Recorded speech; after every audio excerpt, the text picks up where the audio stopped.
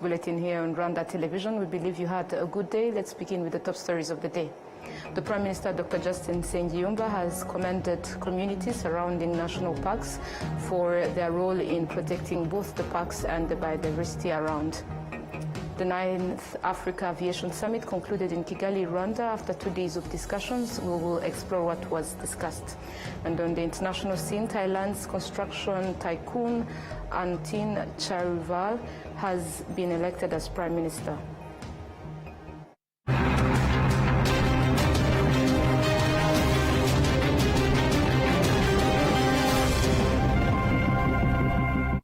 My name is Olivnet, and it's always a pleasure to have you on board. Now let's kick off today's edition. The Prime Minister, Dr. Justin Nsengiyumva, has commended communities surrounding national parks for their role in protecting both the parks and the biodiversity around. Dr. Nsengiyumva reiterated this during the Kwitizina gorilla naming ceremony held on Friday in Kinigi, Musanze District. Adams Kwizera takes us through. This year's edition was attended by Prime Minister Dr. Justin Nsengiyumva and First Lady Jeannette Kagame.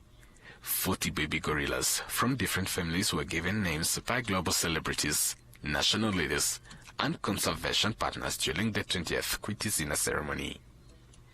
Some of those named baby gorillas praised the government of Rwanda for the efforts it has invested in conserving biodiversity, particularly mountain gorillas, which remain endangered in other parts of the world. They emphasized that conservation in Rwanda goes hand in hand with improving the livelihood of local communities. As someone who immigrated to Rwanda from the United States and chose to become a Rwandan citizen, I continue to be inspired by this remarkable country. I continue to be inspired. Every day I get up and say, how can a leader consistently prioritize its people over anything else, any material stuff, and the same kind of commitment is extended to the gorillas. This is absolutely remarkable. Born and raised in Burundi, but today I have chosen Rwanda as my forever home. Here you go.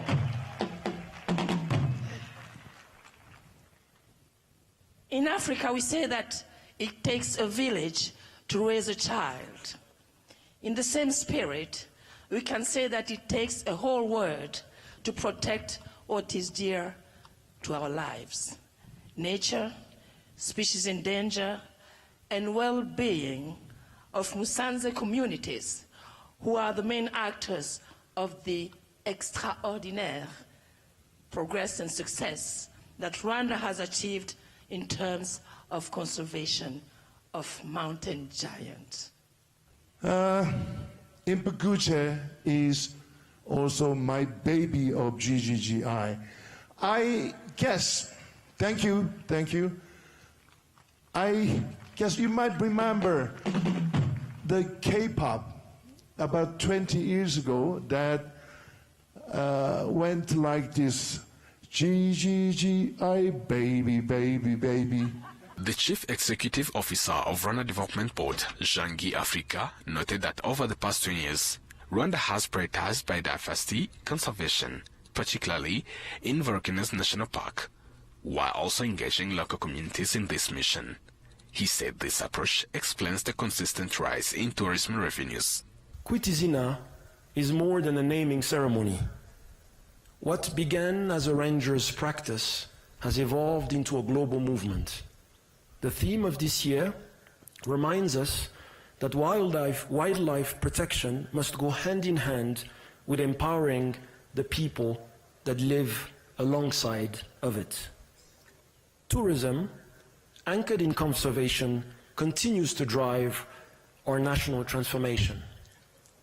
In 2024, the sector generated $647 million, with gorilla tourism alone contributing over $200 million. Prime Minister Dr. Justin Nsengiyumva commended the residents living near national parks, especially Volcanoes National Park, for their contribution to conservation. To our local communities, thank you for being true champions of conservation, ensuring peaceful coexistence with gorillas and all wildlife in this beautiful landscape. And to those who have traveled far to be here, we deeply appreciate your presence and solidarity. Nearly 3 decades ago, when trackers, rangers, and researchers were working tirelessly to protect the last mountain gorillas, they began a remarkable tradition by naming the baby mountain gorillas. In Rwandan culture, naming a child is not just a formality, but an act of love, an act of commitment and hope, done in the presence of family and friends who pledge to support that child's future.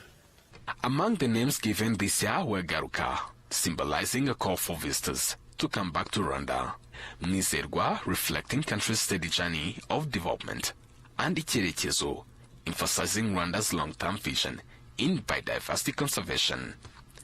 The 20th edition of Kwitizina brought together over 10,000 participants. The majority of them were community members living around Volcanoes National Park as key stakeholders in Rwanda's conservation journey.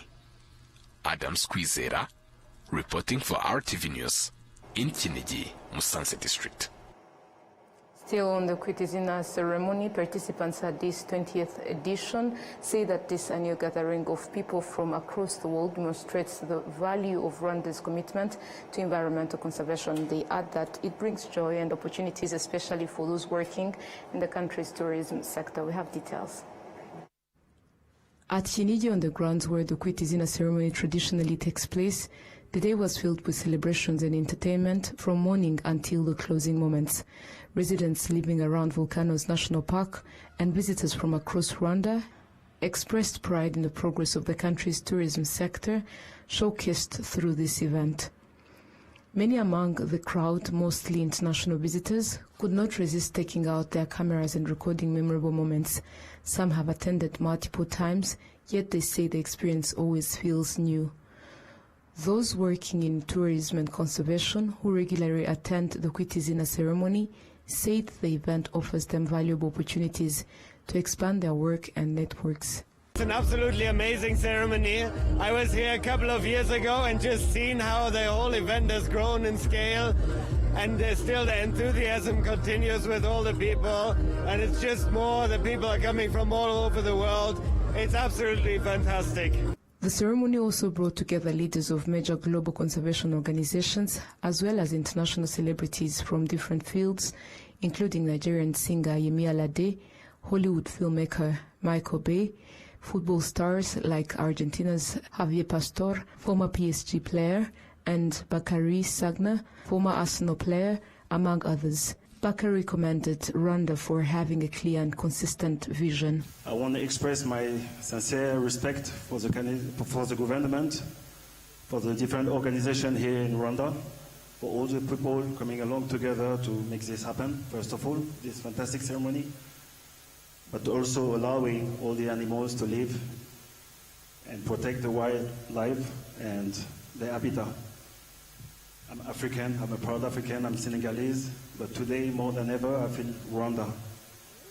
Out of more than 10,000 attendees at this year's Kwitizina, about 7,300 were residents from districts surrounding Volcanoes National Park. This reflects the crucial role they play in protecting biodiversity, particularly the mountain gorillas. Now moving ahead, as we celebrate 20 years since the Kwitizina gorilla naming ceremony began, we present a short documentary exploring the life of gorillas, their families, and the remarkable world they inhabit. Take a look. Gorillas live in families and groups that are well organized, where there is a family leader who makes all the decisions concerning the family's way of life. The leader is the dominant adult male gorilla, called a silverback. He is the one who decides where the group should go, protects them, and chooses when and where they should rest while moving through the forest in search of food. They live in families. A family consists of this dominant male gorilla, who is the leader, together with many females and their young ones. Gorillas are highly social animals. A family can have up to 40 members. The purpose of the family is to protect its members, search for food together, and provide other forms of support. They can spend decades living in this way. This social lifestyle is one of the reasons why gorillas and humans are considered to share many similarities. Besides their social life, gorillas also resemble humans in physical structure. The first evidence of this resemblance is that gorillas have hands with thumbs positioned to the side, able to touch the tips of the other fingers. Humans have this same adaptation to be able to use tools and hold objects. Gorillas too have thumbs structured in this way, as if they were also designed to use tools. Another similarity is the shape of the face. Like humans, they have two forward-facing eyes that make it easier to look straight ahead and focus on objects in front of them. Other animals often have eyes on opposite sides of the head. This facial structure in gorillas and humans helps in focusing on what is ahead, which suggests that they were meant to occupy similar environments. Although gorillas have thick body hair, broad chest, and strong jaws to chew tough foods, they also share with humans the fact that each individual has unique fingerprints. Just like with humans, if you take a gorilla's fingerprint, you'll find that it is distinct from that of any other gorilla. Another similarity is the structure of their teeth. In terms of reproduction, gorillas give birth to a single infant at a time and take several years to raise it before having another, just like humans. This slow rate of reproduction is one of the reasons their population remains small, putting them at risk of extinction. A female gorilla gives birth only once every 4 years, after a pregnancy of 8.5 months. Usually, she gives birth to one infant, and twins are very rare. The young gorilla stays with its mother, and when the group moves, mothers often carry their babies on their backs. A female can start giving birth at around 10 years old, while a male reaches reproductive maturity at around 9 years. When a young male matures, he usually leaves the family he was born in and gathers females to form his own family, where he will become the leader. Occasionally, a female may remain in her native family and become the second-ranking female to the leader. To understand the similarity between humans and gorillas, one has to go back in time. Those who believe in human evolution claim that humans and gorillas share a common ancestor who lived between 8 to 10 million years ago. This ancestor belonged to the group of great apes found in Africa, which includes bonobos, chimpanzees, and other apes with features similar to humans. It is thought that around that time, these animals began to diverge from gorillas in their traits. Gorillas remained more similar to humans than the others. Major changes on Earth, particularly in the environment such as the reduction of dense forests, played a role in these evolutionary differences. As the forests shrunk, gorillas began to live differently from their close relatives. One of the most striking similarities between gorillas and humans is that they share 98.4% of their genetic material. This explains the similarities in physical appearance, social life, and behavior. The small difference of 1.6% in genetic makeup is what accounts for the great progress humans have achieved, while gorillas continue to live in the forests. The lifestyle of gorillas is closely linked to the way our ancestors lived in the forests, suggesting that some aspects of our current lives might have originated from this shared ancestor. Gorillas, however, retained more these traits, while humans moved on due to advancements. You may wonder why gorillas have become such highly valued animals. This is because their numbers have been steadily declining due to their slow reproductive rate, habitat loss caused by farming, and human activities that destroy forests, poaching and hunting, conflicts with humans over land, and other threats. This is why some countries like Rwanda decided to protect them. Rwanda is especially known worldwide as a country with mountain gorillas, which attract tourists from all over the world who come to see them. Changing the subject, the 9th Africa Aviation Summit concluded in Kigali, Rwanda, after 2 days of discussions focused on how to advance air transport across the continent. Serge Honore has more on this. The delegates underscored that achieving a modern and competitive aviation sector requires greater cooperation among African nations, particularly through opening their airspace to one another. This, they noted, would allow airlines to operate more freely, while governments must also invest in strengthening aviation infrastructure. On the second and final day, participants adopted a series of resolutions aimed at building a strong and integrated air transport system that delivers equitable benefits to all African countries. A key recommendation was enhanced collaboration among states, a point emphasized by Teresia Baika, Kenya's Principal Secretary for the State Department of Aviation and Aerospace Development. Number one, we must align our policies and regulations. Protectionist air service agreement and fragmented rules have hindered our growth. We also need to invest in modern world-class infrastructure through upgrading our airports and also our growth, market harmonization in safety and security. Also in strengthening our aviation sector financial backbones by developing homegrown financial facilities, supporting local maintenance, and also forging strategic public-private partnerships. Also, as governments and responsible ministries, empowering our airlines to compete effectively is crucial. This can be achieved through collaborations, mergers, and alliances and code sharing. We also need to, additionally, Africa must move beyond fragmented skies and realize potential. Aviation as an enabler of trade and tourism ensures improved air cargo connections of people, cultures, continents, and creation of strong tourism corridors that showcase Africa's beauty. In conclusion, let's be bold in reforms. I think there's a lot of talks. We need to bring these talks into reality. Rwanda showcased its own achievements in this area, with the Minister of Infrastructure, Dr. Jimmy Gasore, highlighting how the country's investments in aviation have produced tangible results, positioning Rwanda as a model for others on the continent. Since about 5 years ago, we exempted the visa on all African nationals. This is not a visa on arrival, it's exemption of visa for everyone. And for other countries who still need visa, we made it visa on arrival.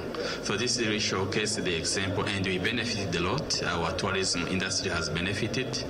Our social skills has benefited.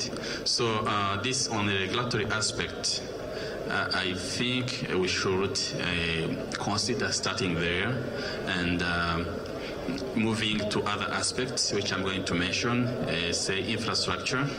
Airlines need infrastructure to operate. As you know, who are here, Rwanda is also developing a new international airport, which will serve as a regional hub for air transport.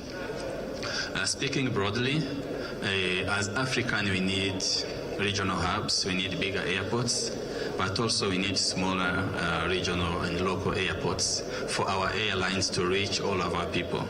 Let's not us consider or think of airlines or air transport as a luxury. Let it be a normal life of our citizens, including rural areas. The other aspect of infrastructure is MRO, maintenance, repair, and overhaul. It's a highly skilled and highly capex investment. So there is also a room to cooperate in that area and share the resources as Africa, and we pool resources and skills so that we enable and we make our airlines more competitive. So to be brief, we are also touching on a commercial aspect, which is code sharing and the other aspect you can like streamlining the booking systems.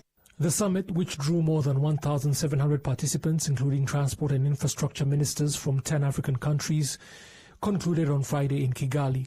The 10th edition will be hosted in Nairobi, Kenya. Moving ahead, the National Examination and School Inspection Authority has called on parents to help their children arrive at school on time and to support them in their studies. This appeal comes to as today the first group of secondary school students began returning to school. More than 52,000 students have resumed their studies, including those starting Senior 1. The first group of students comes from the district of Ruhango, Gisagara, Ngororero, Ngoma, Kirehe and Rulindo districts. The 2025-2026 academic year is scheduled to begin on Monday next week. The National Examination and School Inspection Authority announced that parents who requested to have their children transferred to different schools because they were not satisfied with the ones they had been assigned to will start receiving responses from the 10th. Today is a school reopening. We are starting school year 2025-2026. As you see, we are now in the student transportation activities. Here at Kigali Pele Stadium, students are going back to their schools, ready to start new year. They are fully equipped. They have all package from the parents. But now we are requesting parents to make sure that they send our children respecting the schedule provided by the Ministry of Education through NESA. And on the point of the appeals, we are saying that to the parents, please don't worry.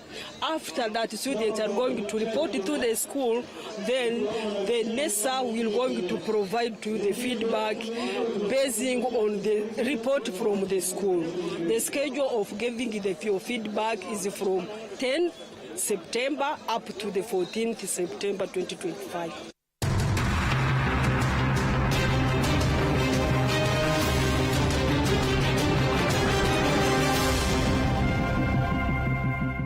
Now to sports news. Golf players commended Rwanda's progress in building infrastructure that supports fans and players of the sport. They expressed this at the conclusion of the Sports Biz Africa Golf Championship, a tournament that brought together participants from 16 African countries. The competition attracted both professional golfers and enthusiasts of the game. Celestine Sanzuera, a Rwandan golfer who emerged as the winner of the tournament, said this was the second time he had claimed the title. He described it as an important milestone that motivates him to keep working harder. Bill Kayonga, the president of the Rwanda Golf Federation, said the tournament was characterized by great enthusiasm from the players. He added that international participants were impressed by Rwanda's progress in developing sports infrastructure, particularly for golf. It validates Rwanda's positioning as a golfing destination. For us to host this event, first and foremost, they come and check whether we have the facilities, whether we have trained people, whether we have held competitions like this before. So for them to come here, first and foremost, it validates that we have a fantastic facility that can host local, regional, and international events. So that is now a given because we've hosted about 5 competitions of this magnitude. Number 2, it showcases Rwanda to the rest of Africa and to the rest of the world because through media coverage, all this has been captured on Twitter. There have been live feeds. We had almost 10 nationalities here. So all of them, they are being followed back home because they would want to know how they are performing. So that still showcases Rwanda. Number 3, it gives an opportunity to our young golfers to compete at a very high level. The only way that they can be able to compete with others is if they are tested against them. So finally, it gives us an opportunity as those in golf management to learn from others because we had the Sunshine Tour director here, we had tournament directors here. We learn, we perfect with every competition that we hold here. The Sports Biz Africa Golf Championship has been ongoing for 3 days in Rwanda, bringing together participants from 16 African nations.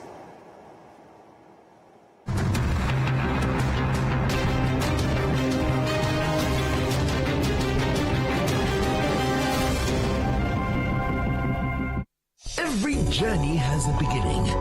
From nature comes refreshing fruity goodness that keeps you going every day. With every pack complementing life's best moments. Not one, not two, but 5 different fruity flavors. And this journey keeps giving. Introducing Inyanji's new fruity juice flavors, guava and cocktail. Now available at your nearest shop. Always ask for Inyanji. Nyiri muto arababwiraga data bati ntabwo wagira umukamo mwinshi utunze inka imwe, ariko nigeze acika intege. Mama akinjira mu bucuruzi hari abamubwiraga bati ntabwo watera imbere udakorera mu iduka rigezweho, ariko ntibyamusubije inyuma, yakoranaga umwete. Njya muri kaminuza hari abanshidikanyagaho bavuga ko ntashobora kaminuza naturuka mu muryango wifashije, ariko byaragiye nanditse amateka mashya. Igihe cyo gutera ishema umuryango wanjye kigeze, bamwe bakomeje kumbwira bati ntabwo watera umuryango wawe ibyishimo n'ishema, ariko narabishoboye. Hari abakekaga ko nasigira umurage ukomeye abahomokaho, ariko ubu mfite uruganda rutunganya amata. Banki ya Kigali yabaye umufatanyabikorwa wanjye mu rugendo rwose, inzozi zanjye zibimaho. Bigereho.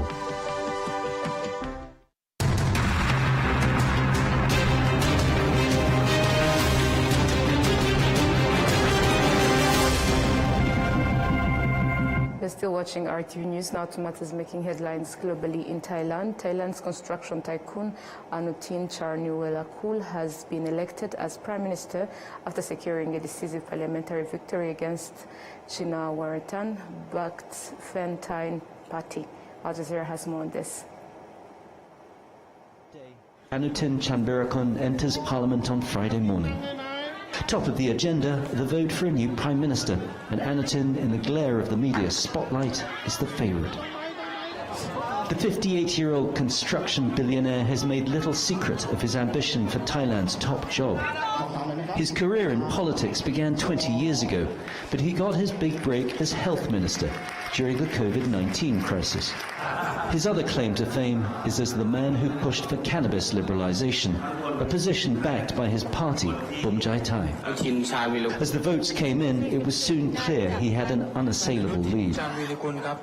A deal with the Progressive People's Party to dissolve Parliament early next year gave him the support he needed. But it also means his time in power could be brief. The media is now waiting for Mr. Anutin to come down from the debating chamber. But if he keeps to his word, he'll only be in power for 4 months. He's promised to call a general election and push for constitutional reform. But he's also known to be an ambitious man. And once he's had a taste of power, will he want to hang on? And for many in Thailand, the appointment of a third Prime Minister in just 2 years is not good news. We are waiting to see the real democracy in Thailand. We want to see how people express their idea, their opinion. We want to see the clean politics, transparency politics. But with this kind of involvement from the elites, so it's really difficult for Thailand. The new Prime Minister wasn't being drawn on future plans, however, uncharacteristically quiet as he left the building, despite the media attention. But Anutin Charnvirakul is not a shy man, and he won't be quiet for long. Tony Cheng, Al Jazeera, Bangkok. And the story brings us to the end of tonight's bulletin, but before we leave, a reminder of the top stories that made the edition. The Prime Minister, Dr. Justin Sengiyumba, has commended communities surrounding national parks for their role in protecting both the parks and the biodiversity around. The 9th Africa Aviation Summit concluded in Kigali, Rwanda, after 2 days of discussions. And on the international scene, Thailand's construction tycoon Anutin has been elected as the Prime Minister.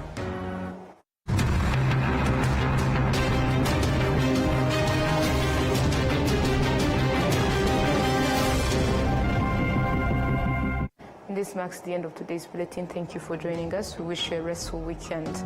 Goodbye.